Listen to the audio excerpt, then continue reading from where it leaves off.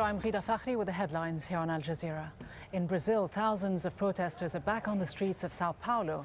They've blocked roads and highways and have begun marching toward the city center in a show of growing anger at the government.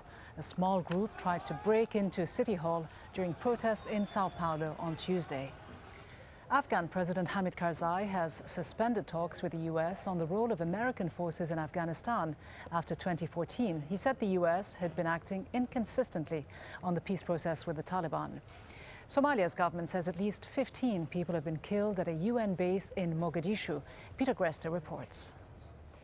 We understand that the attack began when a car bomber, a suicide bomber, blew himself up at the gate to the main UN compound that contains or that houses a whole series of UN agencies, including the World Food Programme, UNICEF, UN Development Programme and so on.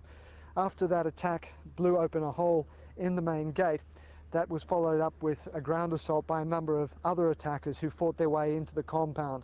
Now, African Union troops and Somali government forces were all engaged in the battle. It lasted about an hour, hour and a half. Most of the UN staff were able to hide in a secure room deep in the basement of the compound. But we do understand that a number of people, a number of UN staff and most of the attackers were killed in the gun battle. And you can find much more on all those stories and more at aljazeera.com.